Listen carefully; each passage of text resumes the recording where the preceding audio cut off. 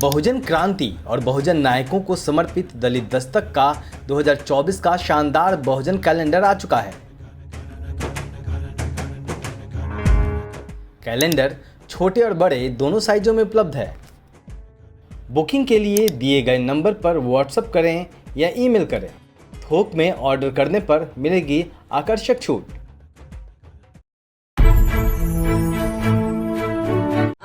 Thank you, Jyoti, for the film. I'm sure that a lot of us are still processing everything that you've managed to incorporate into this very vast, very difficult canvas. And I think maybe I will just start with a couple of broad questions, and then I'm sure there are many questions from the audience. So I guess one really simple thing to ask you is, and you've talked towards the end a little bit about your process and how you changed, but one of the things that I was really thinking as I was watching it is because we met on our way here, and I was thinking about how this role that as a filmmaker and as an educator, as somebody that's been teaching for a few years, how did you set out thinking about making this film? Was it, as you say at the end, from the beginning, something about a kind of an educational idea, and or were there other aspects to it? How did you think about the structure of the film, the form of the film? As an educator, as a filmmaker, do these things just work together smoothly, or are there times when they collide? Could you speak to that? Yeah, I'd like to answer that question, but I'd like to call my team first. Please come.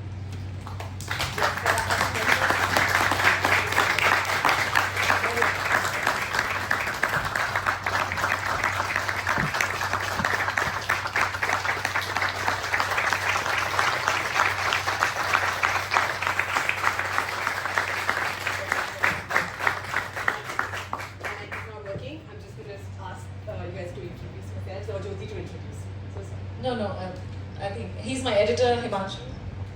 Hello, I'm Himanshu. I am Sunil Abhimanavcha. Hi, I'm Harikrishnan Sashindran, animator.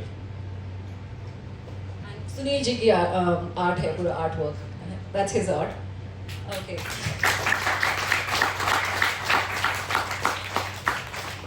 Yeah, so process.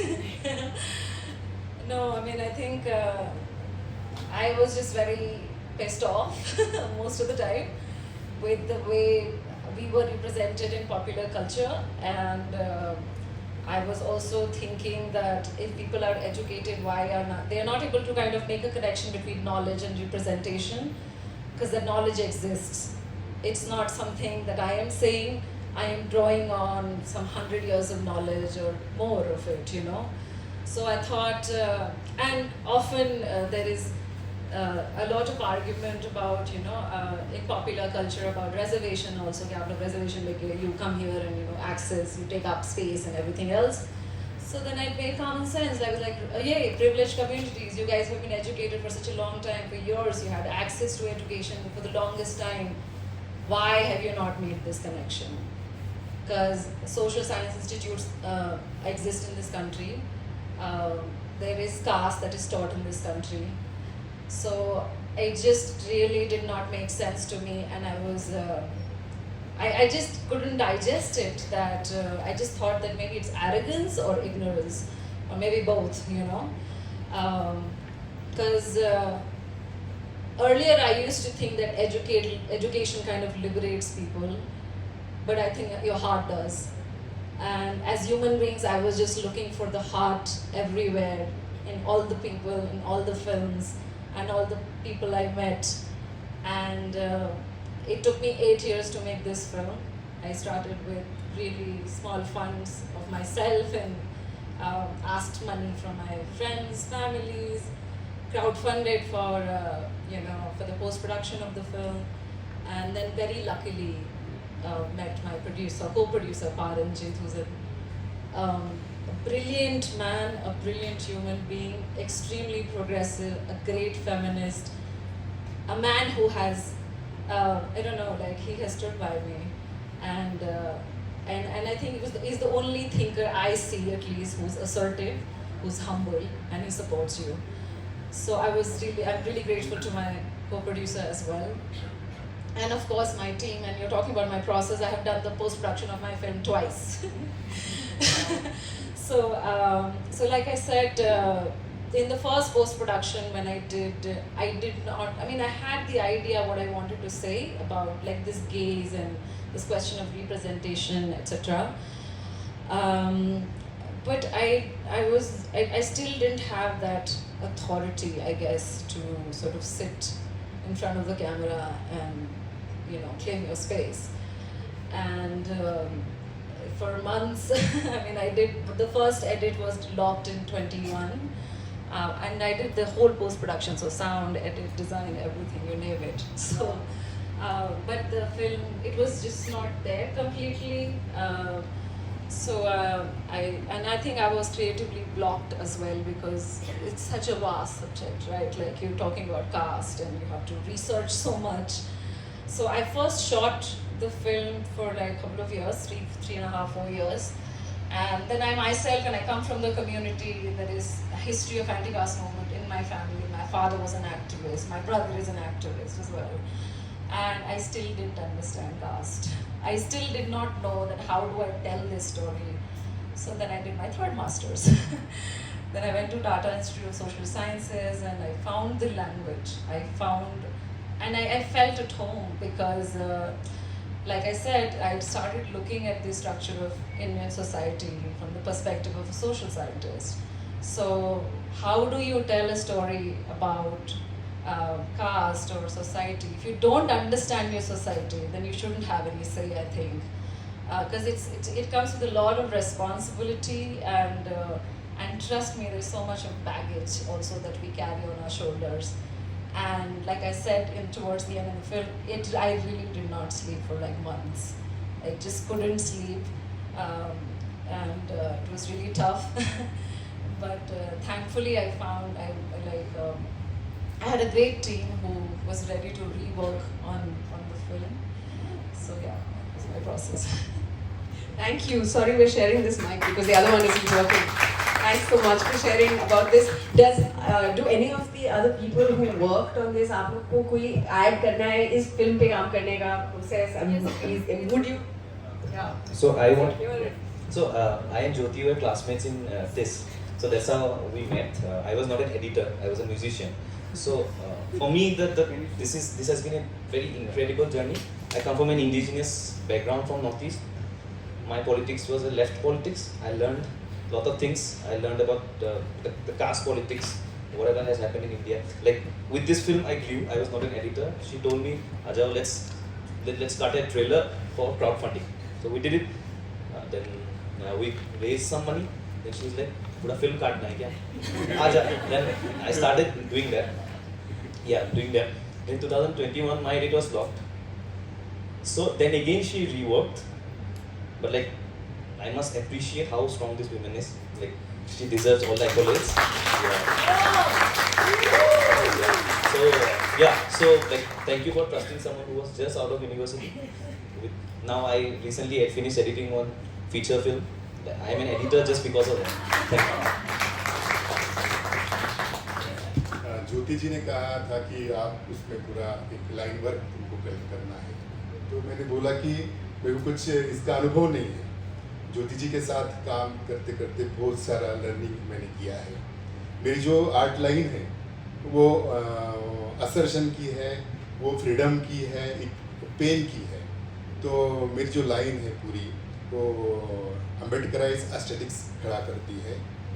ये मेरी line का ये है। Thank you.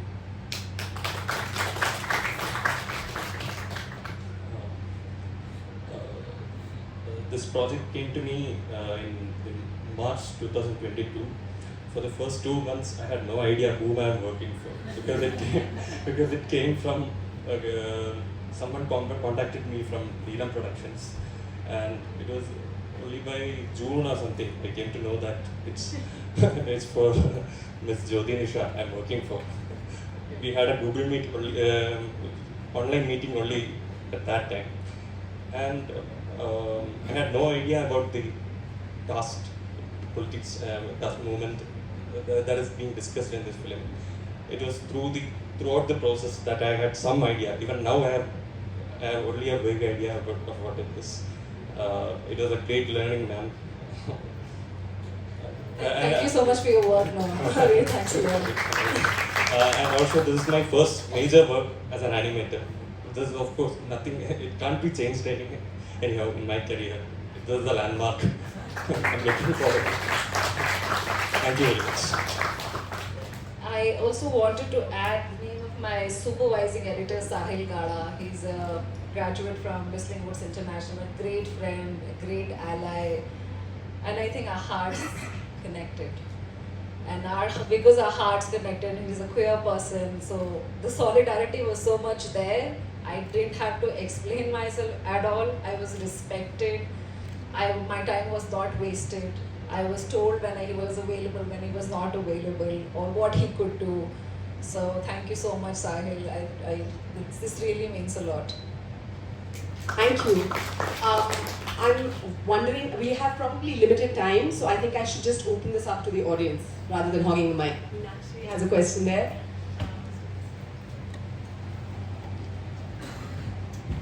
Congratulations on a very strong film. I think it raises a whole lot of issues that we don't always think of in a coherent sequence as you did. I think what was lovely was that although you're from the community, you very openly, I thought, made yourself vulnerable by saying that you're not actually yourself very knowledgeable about the issues, and I think your process of discovery helped us discover. I think making yourself vulnerable really gave you a lot of power, I think. Yes, absolutely. Which is fantastic.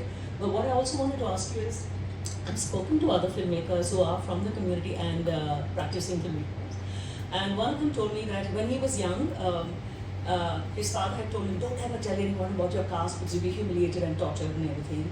And then at some point the law changed and it became like became like a SC/ST was included, and then he said, okay, now show off and now you can get reservation, and he made him apply for college on that quota. So then so he was really very psychologically disturbed by being somebody and not being somebody. And I'm curious if you had any kind of evolution in your own approach to your own identity, whether that evolved over time. I found a language, like I said, when I went to TISS, and I had great teachers. One of these, Professor Avati Ramaya, he's a director of Center of Social Exclusion in Tata Institute of Social Sciences, and he's an old guy, but he just treated me like an equal, and trust me, I've done 3 masters now, I've had enough professors, but rarely somebody gave me that kind of space and equal level and treated me like such. But at the same time, I come from a very strong Ambedkarite family as well. So I was never told to be ashamed of my caste or identity. I was raised with a really scientific temperament. I was raised to ask questions and be absolutely unapologetic. And it's kind of shaking me to say this. Both of my parents have passed away. And my father was like a lion. If you hadn't met him, you would know he did not care. He understood the apparatus of this country. He understood how the police work, how courts work, how judiciary works, and he was still doing the things that he was doing. So I was raised like that, and yes, and obviously a lot of people, it's a systematic oppression, and that kind of conditions to shame us, traumatizes us, and appropriates our experiences, distorts our experiences, and there is no self-respect. So I don't know, I have not been able to respect anybody who doesn't show that integrity, who doesn't talk about truth, because it is truth. Whether you want to camouflage it any which way, trust me, we are the 85% population of this country and we can make a lot of noise. So also I really want to, say something is this, the way women have supported this film in the crowdfunding, and my friends and progressive people and feminists. So I had incredible support also, really and my sister-in-laws and my sisters, because I don't enjoy cooking, they really fed me well. so yeah, that's my answer. There's another question just behind. Just there, yeah. Could you turn that on again?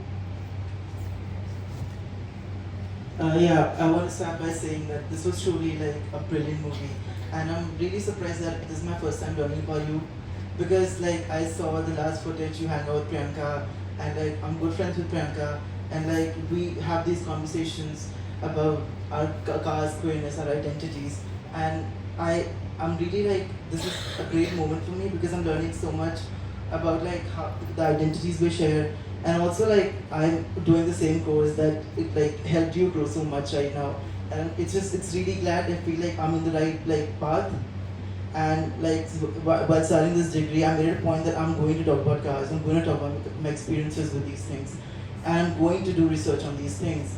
So like one of the like recent things that like I wrote for this like image making paper, which you are familiar with, was on Ambedkar's psychology and like that as like a counter history of visuality in India. And I was just like looking at your movie through that like lens, and it's really brilliant. And I would love to like keep contact with you after this, like if possible, because I feel like we will probably end up like meeting also. Like now that I know that you are a fantastic. Like, yeah. Thank you so much. No, I'm very approachable. Please contact me. I'll be happy to help. Next question, any hands raised? One here at the front.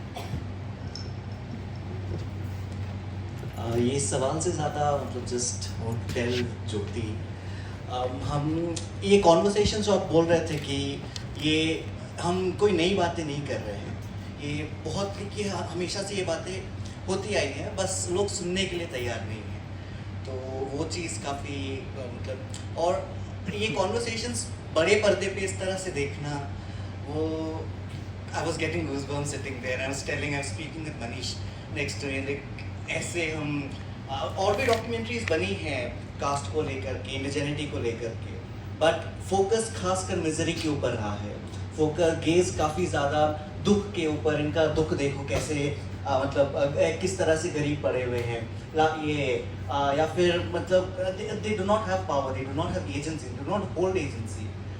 You beautifully showed agency, Ambedkarite agency, Ambedkarite power. That is something like I really appreciate. Thank you so much.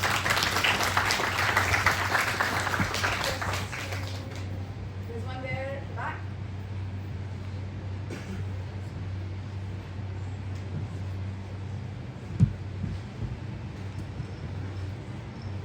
Hello. I loved 90% of the part of the movie. Just 10% I need to ask something about. When there were a couple of scenes where people were protesting ki RSS and to those guys, and there was a line in it ki nahi mangoge to sadak pe khoon aayega, something like that, ek cheez. Then I didn't understand the when everything was getting converted into you started following Buddhism. Is there a need of taking an oath ki I won't follow this God? So isn't it a little on the aggressive side? Little on the what? No. Dr. Ambedkar has written this 22 vows, and when Baba Sahib converted, then this thing is called as Navyana Buddhism. So these 22 vows are there in Nagpur, in Diksha Bhumi, and it completely makes sense, right? Like, these are a religion which oppresses us. Why should we adhere to them or do anything with that, right? And we have our own culture. And Buddhism is very liberating. Which is amazing about Buddhism is this is extremely scientific. It's asked you to question. If you don't, and it's asked you to question, and you can validate it with facts and history and archaeological evidence. And so I think no religion's kind of like foundation is based on questioning. So that was extremely liberating for me. वो आप क्या बोल रहे थे, एक और question? Yeah, in the protest कि हाँ. for this protest कि खून का नदी बहेगा Yeah. रोड पे. Yeah, I mean, if you understand structural violence, trust me, it depresses people. The institution of caste has institutionally murdered people. If you hear of these deaths that happen in IITs, where students are like, committing suicide, they are not committing suicide of their own will. Nobody would like to die, right? But it's the institution, and when I say it's the institution, it's the university, it's the institution of caste, it's all caste privileged people who do not want to talk about caste or who discriminate students. And there is this caste consciousness, right? Like Hindu religion is such that this caste consciousness is socially and spiritually sanctioned. Now I can have this argument with you, right? What about people who don't understand the structure of caste itself? Because that's what you see in popular cinema, and they all talk about this victim gaze, that we are like peddlers and poor people and criminals, and bodies of women are good for pleasure and they can be murdered and mutilated and XYZ, and we are color coded and all of that. It's extremely problematic, I mean, for me, these are like I don't know, like, am I a brave woman? Maybe yes. But I feel like these are such rational, scientific, simple questions. And again, like, it's my thrust and, I don't know, anger also, and I kind of like lose respect of everybody who's made cinema and has talked about caste and just victimized us.